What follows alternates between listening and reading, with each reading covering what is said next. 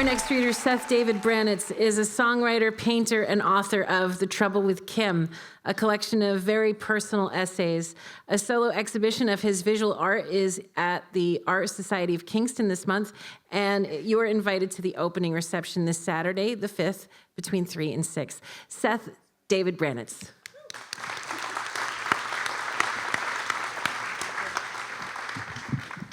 Hi. I was 30 when I realized all the biggest stars of the day were my age or younger, and that time would one day run out. Until then, I only cared about making stuff. I knew I had to do good work, but how to play the game and engage the system, I had no idea. In 1994, my first demo tape somehow found its way to the Walkman of the most influential music eternity in the business. I listened to his message on my answering machine a dozen times, then waited 2 days before calling back, as was my play it cool way. On his office walls hung gold and platinum records, baseball memorabilia, and a sweet red Les Paul. He shook my hand and introduced me to his associate, with whom he owned a production company, and they were both musicians, and we connected. They were complimentary and inquisitive and asked if I was signed or if I had representation about my writing, and we discussed some sonic details of my tape. I left on a cloud, and with an open-ended offer to utilize their own recording studio and engineer, Scott, free of charge, to work on my songs and a sound they saw as promising. Development deals were not yet uncommon in the 90s, and this was a sweet deal to work in the same circle with some of the most important and well-known artists of the day, artists I listened to and adored. So did you. I was super hooked up, but I never called them. I never took them up on a minute of studio time, career advice, strategic planning, never came in to co-write with that other artist whose sensibilities they said might complement mine. You know the cliche scene in the movie where the bitter and washed up dad recalls high school football glory like he's watching it on a screen? The throw, the cheering crowd, maybe slow-mo. He's holding on to that instant when he was valued, excellent, heroic. Then he misses the catch or his leg snaps or what have you. Then it cuts back to the present where he's middle-aged, mediocre, and pathetic.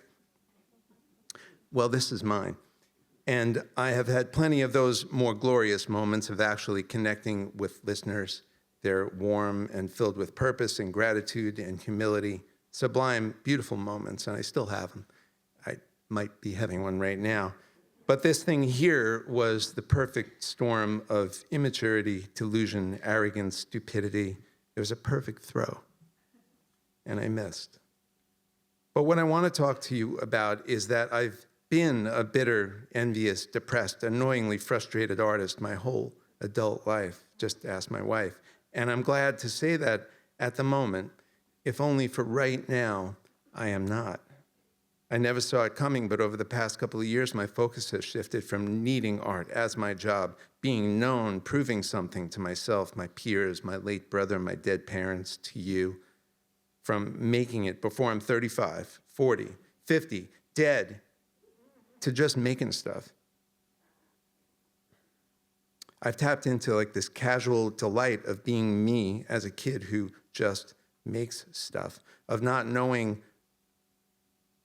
only knowing I was going to one day be an artist with no concern or understanding of what that meant, to just being one. And I feel good. And this could all change, and it will for a moment here or there. Such is life. And who knows, success might have brought me back to drugs, to some accomplishment I'd never again live up to, or maybe I'd just be a big asshole. And that's good enough reason to be glad I failed.